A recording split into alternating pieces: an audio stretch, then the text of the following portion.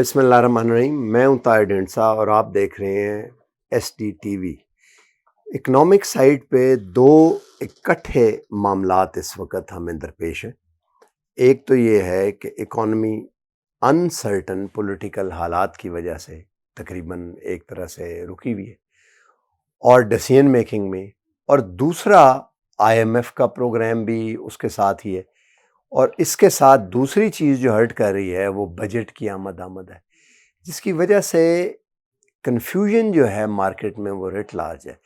इस महीने इन्फ्लेशन जो है वो डबल डिजिट में हुई है, 12 या 13%। और जिन चीज़ों में हुई है वो खाने पीने की चीज़ों में हुई है, घी, चीनी वगैरह। और ये वो सारी चीज़ें वो हैं जो सेंसिटिव प्राइस इंडेक्स में आम लोगों से इनका ताल्लुक़ है, जिससे पॉलिटिकल कैपिटल भी एडमिनिस्ट्रेशन का और गवर्नमेंट का इरोड होता है और बड़ी तेज़ी से। और वो सारी बात के मिसमैनेजमेंट थी या है करने के लिए, उसके ऊपर भी क्वेश्चन मार्क आ जाता है। तो इसलिए बड़ा ज़रूरी है कि हुकूमत दो तीन चीज़ों को फौरी तौर पे एड्रेस कर सके। सबसे पहली चीज़ तो डिसीजन मेकिंग में, दो चीज़ों में डिसीजन मेकिंग में अनसर्टेनिटी को दूर करना है। एक तो जो डिसीजन होता है, कैबिनेट डिसीजन होता है, फाइनेंस मिनिस्टर लेते हैं और आगे से प्राइम मिनिस्टर जो है उसे इम्प्लीमेंट नहीं करते, इसका कुछ करना चाहिए। और मेरा मकसद इससे पेट्रोलियम प्राइसेस पे हैं। दो समरियाँ गई कि प्राइस बढ़ा दी जाए, क्योंकि 100 अरब रुपया फी पर मंथ, फी महीना सस्टेनेबल नहीं है जो सब्सिडी हम दे रहे हैं पेट्रोलियम प्राइसेस में। बट दोनों दफ़ा प्राइम मिनिस्टर ने ये समझा कि ये मुनासिब नहीं है और नहीं किया। तीसरी समरी भी अब गई हुई है। इसके साथ गवर्नर स्टेट बैंक जो हैं वो भी चले गए और नया गवर्नर अब कौन आता है और किस तरह हैंडल करता है, ये एक मैकेनिज़्म बनाया गया था कि स्टेट बैंक जो है वो पॉलिसी मेजर्स के ज़रिए अपने दो टूल जो है, पॉलिसी रेट और बाकी चीज़ों को देख के, एक्सचेंज रेट वगैरह को, तो ये चीज़ें इन्फ्लेशन को कंट्रोल करेगा स्टेट बैंक। और स्टेटेड इन्फ्लेशन को कंट्रोल करने के लिए स्टेट बैंक चलेगा। लेकिन जो इन्फ्लेशन इस वक्त आ रही है वो तो कोर इन्फ्लेशन है, वो कोई हेडलाइन इन्फ्लेशन तो उस तरह की नहीं है, क्योंकि खाने पीने की चीज़ों में इन्फ्लेशन हो रही है और कमोडिटी प्राइसेस जो हैं वो लोकल गंदम शॉर्ट है, आटे की और बढ़ेगी कीमत, इम्कान है। घी की हम इंपोर्ट भी करते हैं। और जो बाकी इन्फ्लेशन जो इंपोर्टेड आइटम से होनी थी, तेल वगैरह से, वो अभी आनी है। अब फाइनेंस मिनिस्टर का करना और प्राइम मिनिस्टर का रिजेक्ट करना, वो कहा यह जाता है कि शायद उसमें बजट, क्योंकि इसहाक डार साहब बनाएंगे, उनकी भी शायद कुछ इनपुट हो। और जब वो थे तो वो रुपए को स्टेबल रखना चाहते थे डॉलर के मुकाबले में, और मार्केट में जो है वो पैसा फेंका, डॉलर फेंके गए और रुपए को रखा गया, जिस पे क्रिटिसिज्म आया, व्हाटएवर। तो गवर्नर स्टेट बैंक का चला जाना ये शायद इंडिकेट करता है कि अब दोबारा से रुपए को स्टेबल रखने की कोशिश की जाएगी। इसके साथ तुर्रा इस पे ये हुआ है कि IMF जिसने 10 तारीख को आना था, वो अब 18 को दोहा में, कतर में शायद मिलेंगे वो करने के लिए। और बाकी जितने प्लेयर थे, सऊदी अरब, उन्होंने 1.2 को 2.4 अरब डॉलर तक ले जाना था, जो डेफर्ड पेमेंट पे ऑयल था, कि अभी आप खर्चते रहें आपको, लेकिन ज़र मुबादला पे उसका फ़र्क नहीं पड़ेगा। और फिर इसी तरह जो उनके पैसे पड़े हुए थे उसका रोल ओवर, इसी तरह चाइना से भी अभी तक कोई बातचीत नहीं आई। और लगता ये है कि प्रोबेबली सारे जो हैं वो IMF का वेट कर रहे हैं। तो IMF के साथ प्रोग्राम करना, चाहे अगर इलेक्शन होते हैं, कोई भी गवर्नमेंट आती है, तो लगता ही है कि now it is a must for the macro economic stability of the country over the next fiscal year. तो और अभी तक IMF से गुफ्तगू जो है वो डिले होती जा रही है। तो ये कन्फ्यूजन जो है डिसीजन मेकिंग में, ये एक किस्म का लॉग जैम बना हुआ है।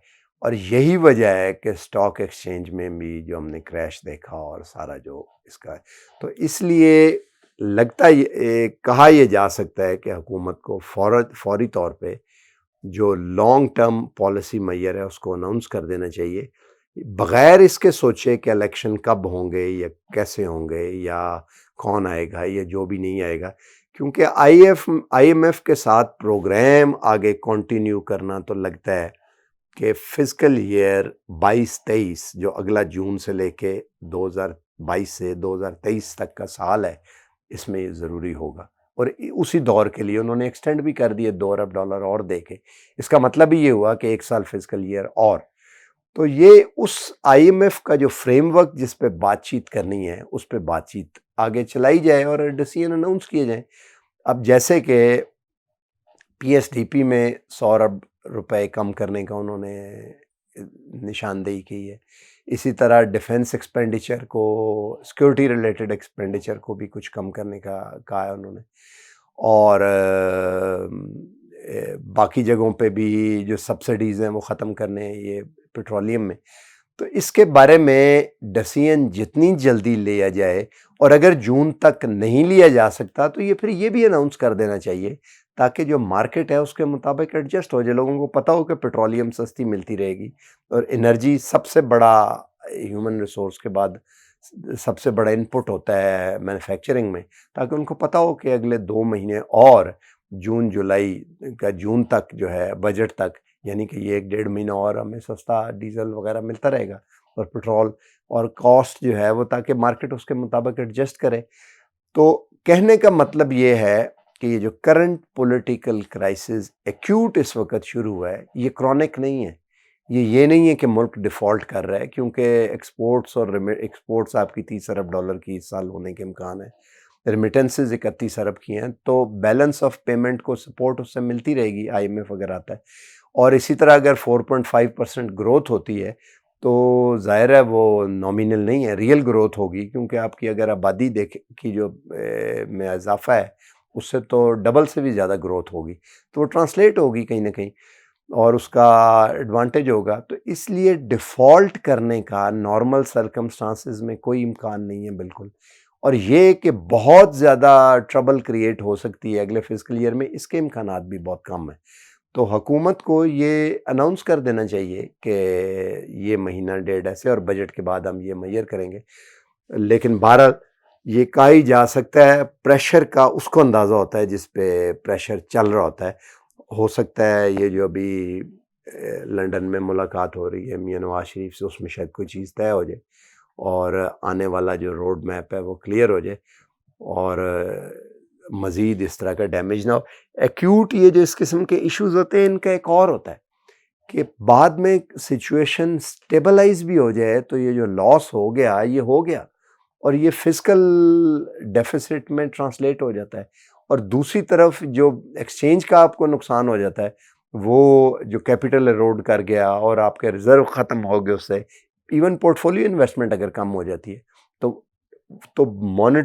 दोनों करंट अकाउंट भी डेफिसिट में और फिजिकल भी, तो ट्विन डेफिसिट जो है उसको ये आर्जी हालात कंपाउंड करते हैं और बड़ा सीरियसली। मसलन आईएमएफ के साथ था कि 100 अरब रुपए के डेवलपमेंट को जो है वो कम करेंगे पीएसडीपी को। उसमें बहुत सारे ऐसे होते हैं जो कैरी ओवर होते हैं, जो कि वो नहीं हो सकते, जिसमें एक्रूअल नहीं हो रही होती और पड़े होते हैं और आपने बजट में बुक किया होता है, उसको आप कर लेंगे। और हर महीने जो पेट्रोलियम प्राइसेस एडजस्ट नहीं हो रही, उसमें 1 अरब रुपए का, 100 अरब रुपए का उसका नुकसान होता जा रहा है।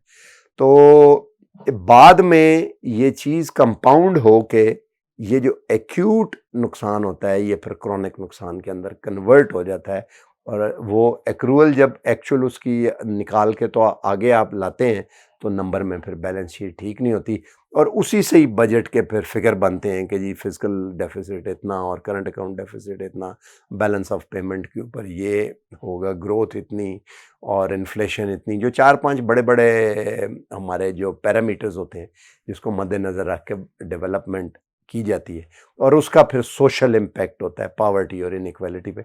इसलिए फौरी कोई एक्शन लेने की ज़रूरत है। आज तक के लिए इतना ही, मिलते हैं अगले प्रोग्राम में। हो सके तो चैनल को लाइक और सब्सक्राइब कर दें और बेल आइकन को भी प्रेस कर दें और अगर आप लॉग इन हो के अपने कमेंट्स देते हैं तो उससे मज़ीद फ़ायदा हो सकता है। अल्लाह हाफ़िज़।